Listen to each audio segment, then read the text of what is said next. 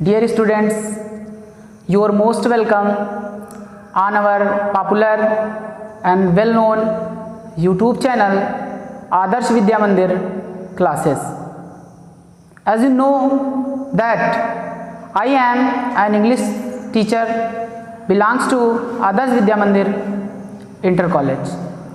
Today I am again present before you to teach an important chapter, that is synthesis. In this chapter you have to learn that how to combine two or more than simple sentences by the use of infinitive. First of all, I will tell you the summary of this chapter. तो देखिए, मैं कुछ आवश्यक बातें इसमें बता देना चाहता हूँ। यह आज का चैप्टर हमारा है सिंथेसिस। सिंथेसिस का अगर हम सिनोनिम लेते हैं तो वो आता है कॉम्बिनेशन।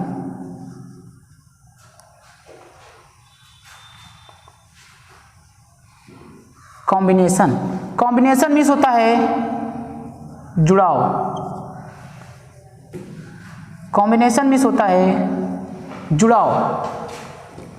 सिंथेसिस मीन्स होता है संश्लेषण, मतलब किसी चीज को चिपकाना।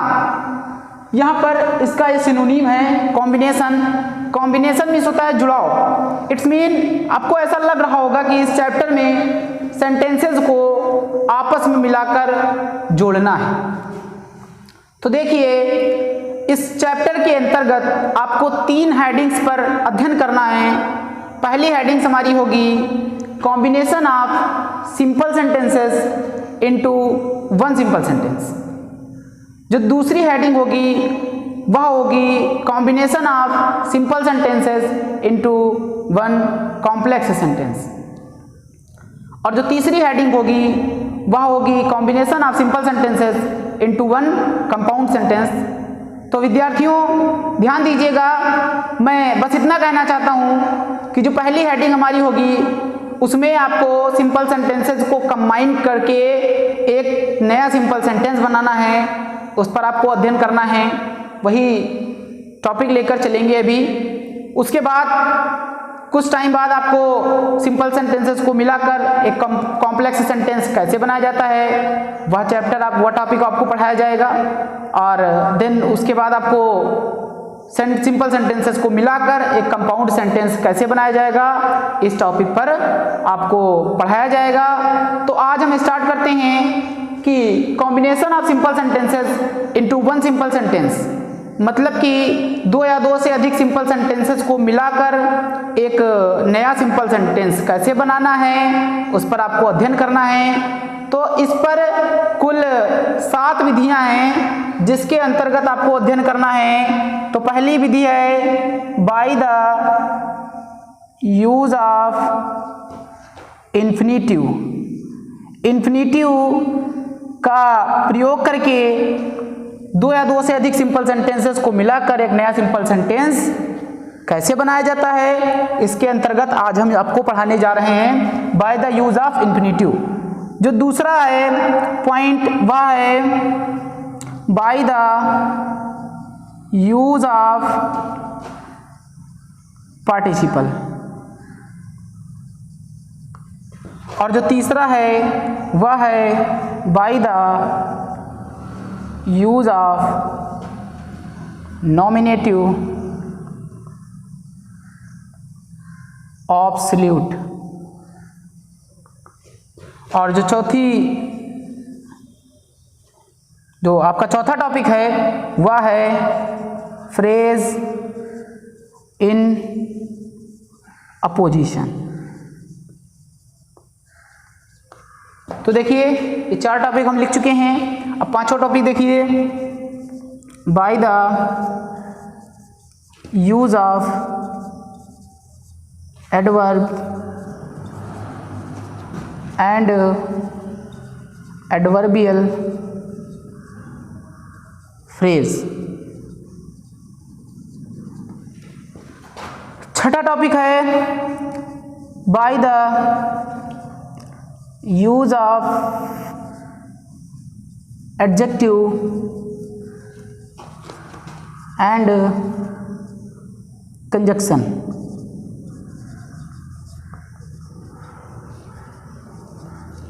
और जो सातवां टॉपिक है, लास्ट टॉपिक है, वह है by the use of preposition before noun और जिरंड।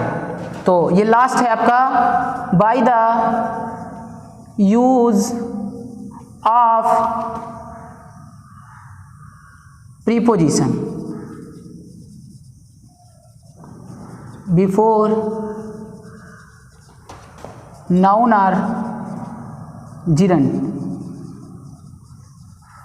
तो देखिए, सिंपल सेंटेंसेस को जोड़कर एक नया सिंपल सेंटेंस बनाना है, जिसके अंतर्गत आपको यह 7 टॉपिक पढ़ने हैं। By the use of infinitive, ये आज आपको पढ़ाया जाएगा कि इन्फिनिटिव का प्रयोग करके 2 और मोर देन 2 सिंपल सेंटेंसेस को मिलाकर एक नया सिंपल सेंटेंस कैसे बनाया जाएगा। उसके बाद आपको इसी प्रकार by the use of participle का प्रयोग करके 2 या 2 से अधिक सिंपल सेंटेंसेस को मिलाकर एक नया सिंपल सेंटेंस कैसे बनाया जाएगा, इसके बारे में अध्ययन करना है। उसके बाद इसी प्रकार by the use of nominative absolute का प्रयोग करके 2 या 2 से अधिक सिंपल सेंटेंसेस को मिलाकर एक नया सिंपल सेंटेंस कैसे बनाना है।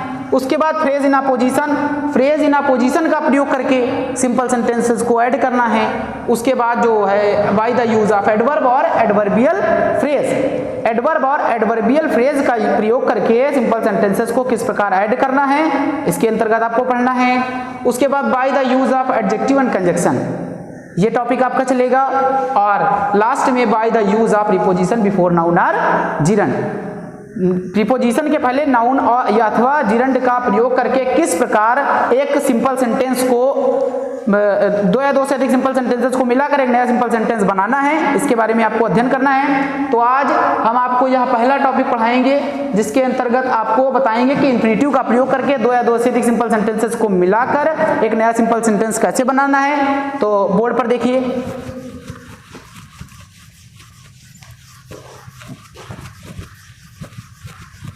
तो विद्यार्थियों सबसे पहले हम आपको बताएंगे कि इन्फिनिटिव होता क्या है।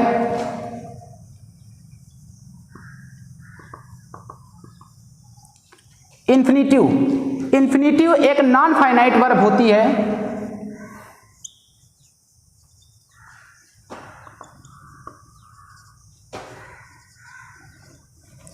अब आपके दिमाग में एक क्वेश्चन आ रहा होगा कि नॉन फाइनाइट वर्ब होती क्या है। तो हाँ, जरूर आना चाहिए क्वेश्चन, मैं इसको क्लियर कर दे रहा हूं। मेन वर्ब 2 भागों में बांटी गई है। जिस प्रकार वर्ब को 2 भागों में बांटा गया है, एक तो मॉडल हेल्पिंग वर्ब, दूसरी ऑक्सिलरी हेल्पिंग वर्ब, इसी प्रकार मेन वर्ब को 2 भागों में बांटा गया, फाइनाइट वर्ब और नॉन फाइनाइट वर्ब। एक एग्जाम्पल लिख रहा है, उसके सहायता से आपको समझाने का प्रयास कर रहा है कि फाइनाइट वर्ब क्या होती है और नॉन फाइनाइट वर्ब क्या होती है। तो जैसे मैंने लिखा, I likes to play cricket. ये देखिए, आई लाइक्स, यहां पर आई हो जाएगा और यहां पर फर्स्ट फॉर्म होगी, क्योंकि बहुवचनकर्ता के साथ मेन वर्ब का फर्स्ट फॉर्म लिखा जाता है, आपको पता है। I like to play cricket, मैं क्रिकेट खेलना पसंद करता हूं। तो यहां पर जो ये टू प्ले है, ये क्या है, इन्फिनिटिव है। ये टू प्ले इन्फिनिटिव है, जबकि जो ये लाइक है ये फाइनाइट वर्ब है। फाइनाइट वर्ब और नॉन फाइनाइट वर्ब को अगर परिभाषा से आप सीखना चाहो तो मैं बता देता हूं। फाइनाइट वर्ब वह वर्ब होती है जो सब्जेक्ट और टेंस के अनुसार अपने रूप को परिवर्तित कर लेती है, जबकि नॉन फाइनाइट वर्ब वह वर्ब होती है जो सब्जेक्ट और टेंस के अनुसार अपने रूप को परिवर्तित नहीं करती है। इस प्रकार हम आपको समझाने का प्रयास कर रहे हैं। अगर इस टेंस को देखा जाए तो यह प्रेजेंट इंडेफिनिट टेंस में है, इसको हम पास्ट इंडेफिनिट टेंस में चेंज करे दे रहे हैं। आई, फिर उसके बाद मेन वर्ब का सेकंड फॉर्म लाइक्ड हो जाएगा, टू प्ले क्रिकेट। तो आपको देखने को मिल रहा होगा कि टू प्ले जो नॉन फाइनाइट वर्ब है वह अपना रूप परिवर्तित नहीं कर रही है, जबकि लाइक यह फाइनाइट वर्ब है जो टेंस और और कर्ता के अनुसार अपने रूप को परिवर्तित कर लेती है। तो यह हमारी फाइनाइट वर्ब है और यह नॉन फाइनाइट वर्ब है। तो मैंने बताया फाइनाइट वर्ब ऐसी वर्ब होती है जो कर्ता अथवा टेंस के अनुसार अपने रूप को परिवर्तित कर लेती है, जबकि नॉन फाइनाइट वर्ब ऐसी वर्ब होती है जो कर्ता अथवा टेंस के अनुसार अपने रूप को परिवर्तित नहीं करती है, उसे हम नॉन फाइनाइट वर्ब कहते हैं। तो आगे देखिए, ये तो बात हो गई कि इन्फिनिटिव होता क्या है। अब देखिए इन्फिनिटिव कितने प्रकार का होता है। तो इन्फिनिटिव दो प्रकार का होता है। पहला इन्फिनिटिव होता है जिसे कहते हैं simple infinitive. Simple infinitive active voice में भी होता है और पैसिव वॉइस में भी होता है। तो अगर मेन वर्ब की फर्स्ट फॉर्म के पहले टू ऐड कर दिया जाए तो यह सिंपल इन्फिनिटिव एक्टिव वॉइस में हो जाएगा, और यह एक्टिव फॉर्म में हो जाएगा, एक्टिव वॉइस में हो जाएगा। और अगर मेन वर्ब की फर्स्ट फॉर्म से पहले टू बी ऐड कर दिया जाए, लेकिन टू बी ऐड करने के बाद मेन वर्ब का थर्ड फॉर्म ही लिखा जाएगा, यह नियम होता है, तो यह एक्टिव वॉइस में नहीं होगा, यह पैसिव वॉइस में हो जाएगा। तो देखिए सिंपल इन्फिनिटिव एक्टिव वॉइस में टू प्लस मेन वर्ब का फर्स्ट फॉर्म और पैसिव वॉइस में to be plus main verb का थर्ड फॉर्म लिखा जाता है। दूसरा इन्फिनिटिव होता है जिसे हम कहते हैं परफेक्ट इन्फिनिटिव। यह भी एक्टिव फॉर्म में होता है और पैसिव फॉर्म में होता है। तो to have plus main verb का थर्ड फॉर्म, यह एक्टिव वॉइस में परफेक्ट इन्फिनिटिव होता है। और to have been plus verb का थर्ड फॉर्म, यह पैसिव वॉइस में होता है परफेक्ट इन्फिनिटिव। तो आपको समझ में आ गया होगा, टू प्लस मेन वर्ब का फर्स्ट फॉर्म यह एक्टिव फॉर्म में होता है, जबकि यह सिंपल इन्फिनिटिव होता है। To be plus main verb का थर्ड फॉर्म यह पैसिव वॉइस में होता है और यह भी सिंपल इन्फिनिटिव होता है। इसी प्रकार परफेक्ट इन्फिनिटिव एक्टिव फॉर्म में to have plus main verb का थर्ड फॉर्म होता है एक्टिव वॉइस में, और पैसिव वॉइस में to have been plus main verb का थर्ड फॉर्म पैसिव वॉइस में होता है। तो इस प्रकार आपको समझ में आ गया होगा कि इन्फिनिटिव होता क्या है। एक चीज और यहाँ पर देख लीजिए कि जब भी हम इन्फिनिटिव का अर्थ लेते हैं तो इन्फिनिटिव का अर्थ लेने पर आपको अर्थ में लास्ट में ना, नी, ने, ना के लिए, नी के लिए और ने के लिए। तो जब इन्फिनिटिव का हिंदी अर्थ लिया जाएगा तो ना, नी, ने, ना के लिए, नी के लिए, नी के लिए, ये इत्यादि अर्थ आपको देखने को मिलेंगे। इससे अच्छी तरीके से आपको एग्जाम्पल की सहायता से समझाने का प्रयास कर रहे हैं। तो देखिए जैसे लिखा है, I want to go to Mumbai. तो देखिए यहां पर टू गो ये सिंपल इन्फिनिटिव है एक्टिव फॉर्म में। यहां पर देखिए I want to go to Mumbai, मैं मुंबई जाना चाहता हूं, जाना। यहां पर देखिए आपको लास्ट में ना देखने को मिल रहा है। एक और एग्जांपल देख लीजिए पैसिव वॉइस में, he has some bills to be paid।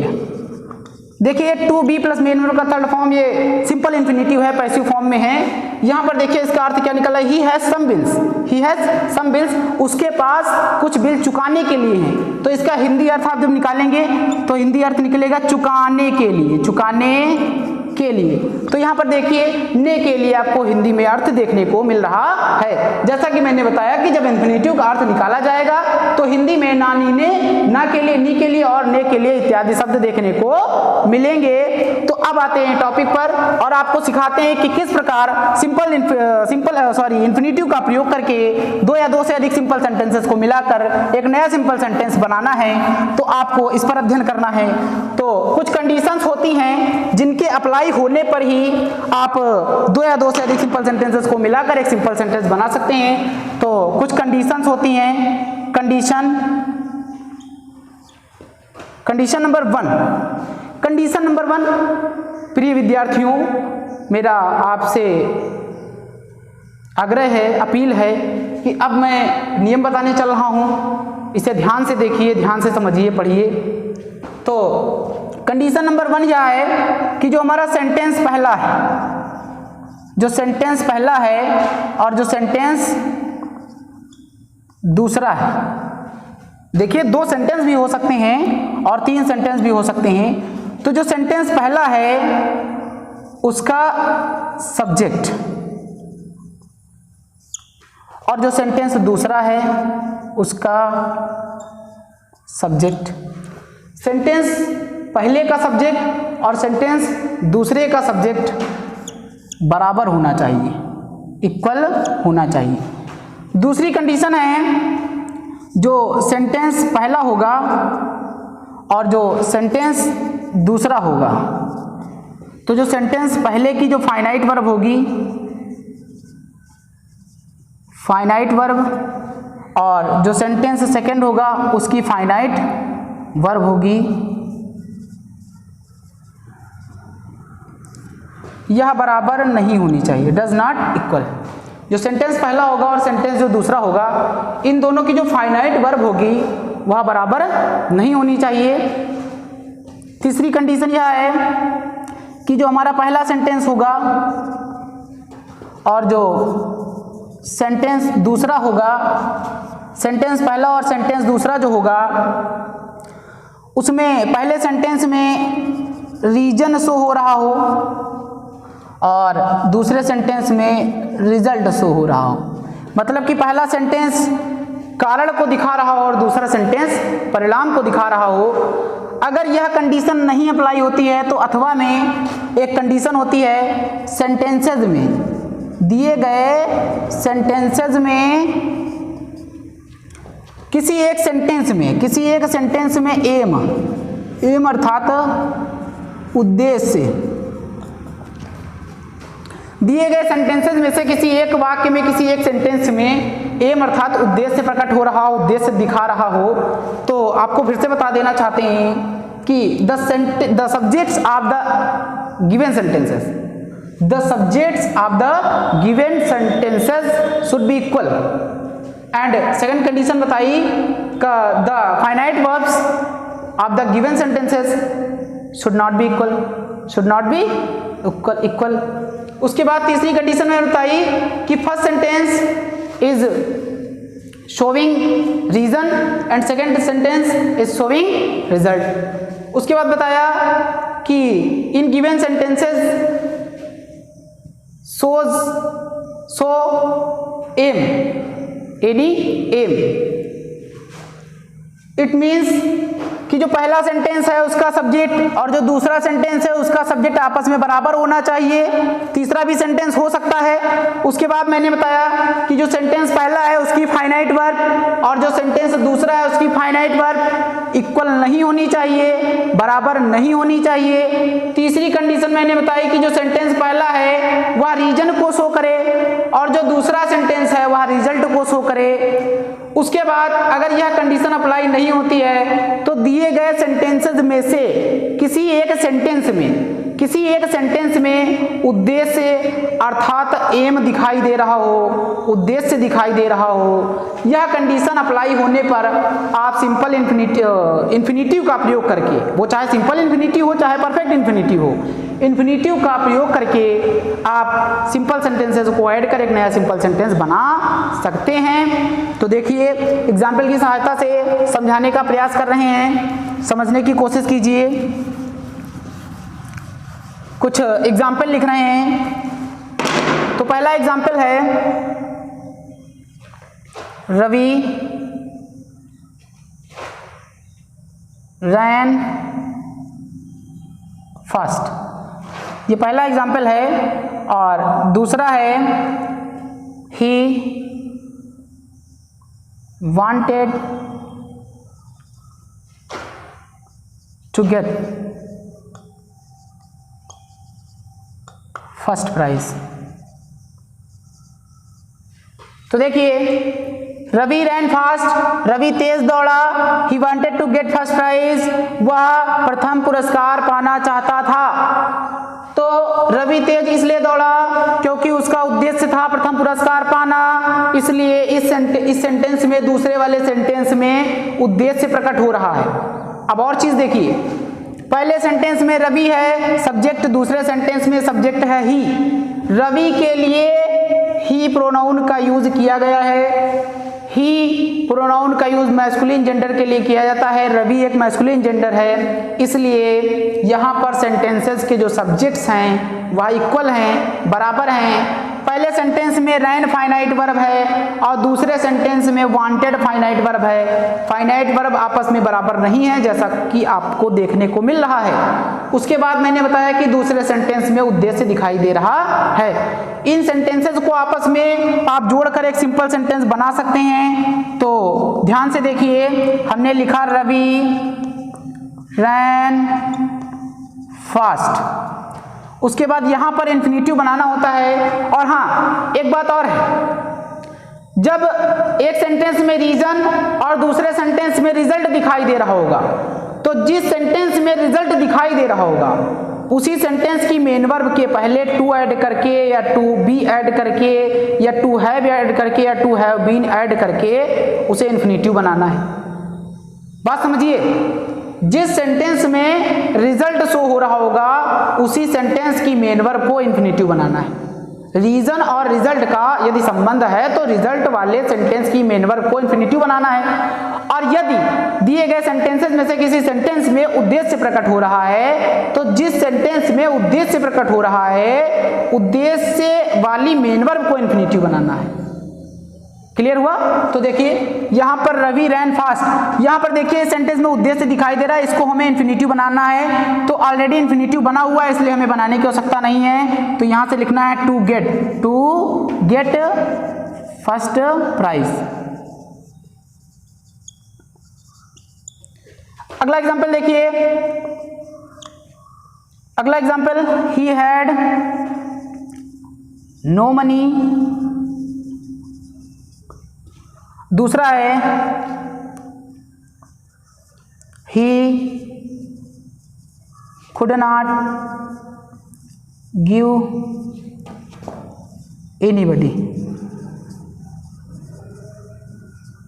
तो इन दोनों सेंटेंसेस को जोड़ना है। देखिए पहले सेंटेंस का सब्जेक्ट ही है, दूसरे सेंटेंस का सब्जेक्ट ही है, इसलिए हम कह सकते हैं कि सेंटेंस के जो सब्जेक्ट हैं वो आपस में बराबर हैं। उसके बाद देखिए पहले सेंटेंस में हैड हेल्पिंग वर्ब है जो मेन वर्ब का कार्य कर रही है। हमने बताया कि जिस सेंटेंस में मेन वर्ब नहीं है, केवल हेल्पिंग वर्ब है, वह मेन वर्ब का कार्य करती है। तो यहाँ पर यह फाइनाइट वर्ब है और यहाँ पर गिव फाइनाइट वर्ब है, इसलिए दोनों सेंटेंसेस की जो फाइनाइट वर्ब है इक्वल नहीं है, बराबर नहीं है। और अब देखते हैं कि ही हैड नो मनी, उसके पास धन नहीं था। He could not give anybody, वह किसी को नहीं दे सका, वह किसी को धन नहीं दे सका। इसका रीजन क्या है? उसके पास धन का ना होना। यह पहले सेंटेंस में रीजन दिखाई दे रहा है और दूसरे सेंटेंस में रिजल्ट दिखाई दे रहा है। रिजल्ट यह है कि वह किसी को धन नहीं दे सका। तो हमने बताया जिस सेंटेंस में रिजल्ट दिखाई दे रहा होगा उसी सेंटेंस की मेन वर्ब को इन्फिनिटिव बनाना है। तो लिखेंगे सिंपल बनाने के लिए, सिंपल सेंटेंस बनाने के लिए हम लिखेंगे he had no money, he had no money, he had no money to, यहां से इस मेन वर्ब को ऐड करेंगे to give anybody, to give anybody. इस प्रकार इसका अर्थ हो जाएगा he had no money to give anybody, उसके पास किसी को धन देने के लिए नहीं था।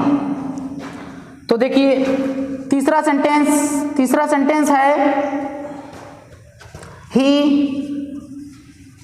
वांटेड टू एजुकेट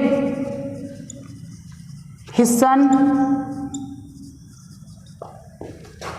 दूसरा सेंटेंस है he sent him to America. तो देखिए, he wanted to educate his son, वह अपने पुत्र को शिक्षित करना चाहता था। He sent him to America, उसने उसे अमेरिका भेजा। तो अमेरिका भेजने का जो कारण है वह क्या है? पुत्र को शिक्षित करना। तो यह रिजल्ट है अमेरिका भेजना। तो हमने बताया कि रिजल्ट वाली वर्ब को ही हमें इंफिनिटिव बनाना है। तो इस सेंटेंस में देखिए, पहले सेंटेंस में ही है, दूसरे सेंटेंस में ही सब्जेक्ट है, तो दोनों सेंटेंसेस के जो सब्जेक्ट्स हैं वो आपस में बराबर हैं। पहले सेंटेंस में वांटेड है फाइनाइट वर्ब, दूसरे सेंटेंस में सेंट है फाइनाइट वर्ब, इसलिए हमें जो दूसरा सेंटेंस है और पहले सेंटेंस की जो फाइनाइट वर्ब है वह इक्वल नहीं आपको देखने को मिल रहा है। तो इस सेंटेंस को एक सिंपल बनाना है, उसे देखिए बना लीजिए आराम से। ही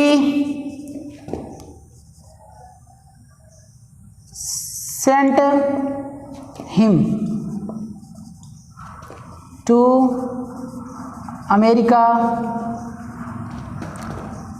अब देखिए, यहां पर हमें सिंपल इंफिनिटिव एक्टिव फॉर्म में नहीं लिखना है। इस सेंटेंस में वह अपने पुत्र को शिक्षित करना चाहता था, इसलिए उसने अपने पुत्र को अमेरिका भेजा।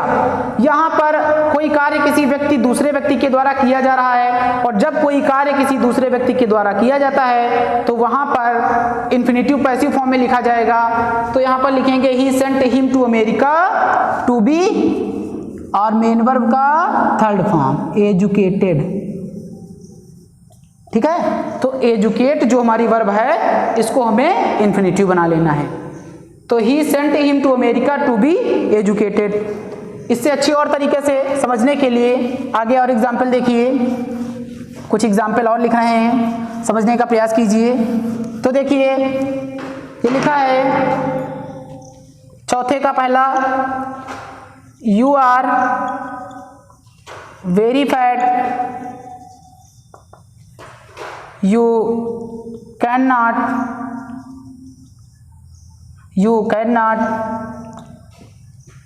sit properly. ये दिया है यू आर वेरी फैट, तुम बहुत मोटे हो। You can not sit properly, तुम सही से अच्छी तरह से नहीं बैठ सकते हो। तो देखिए, पहले सेंटेंस में यू करता है, दूसरे सेंटेंस में यू करता है, इसलिए दोनों सेंटेंस के जो सब्जेक्ट्स हैं वो आपस में बराबर हैं। पहले सेंटेंस में आर हेल्पिंग वर्ब है जो मेन वर्ब का कार्य कर रही है, दूसरे सेंटेंस में सिट ये मेन वर्ब है, इसलिए फाइनाइट वर्ब दोनों सेंटेंसेस की डिफरेंट है और एक जैसी नहीं है। उसके बाद देखिए, ये वेरी आया हुआ है, वेरी को हमें एडवर्ब टू में चेंज करना है। तो देखिए, पहले सेंटेंस में अर्थ दे रहा है तुम बहुत मोटे हो इसलिए सही से नहीं बैठ सकते हो। तो सही से नहीं बैठ सकते हो, इसका रीजन क्या है? बहुत मोटा होना। तो यह इसका रिजल्ट है। सिट मेन वर्ब को हमें इंफिनिटिव बनाना है। हमने बताया कि जिस सेंटेंस में रिजल्ट होगा उसी सेंटेंस की मेन वर्ब को इंफिनिटिव बनाना है। तो सिट को इंफिनिटिव बनाना है, तो लिखेंगे यू आर, वेरी को चेंज करेंगे एडवर्ब टू में, तो लिखेंगे टू फैट। उसके बाद यहां से टू सिट, इसको हमें इंफिनिटिव बनाना है और आगे जो प्रॉपरली बचा है उसको लिख लेना है। इस प्रकार सिंपल इंफिनिटिव बन जाएगा।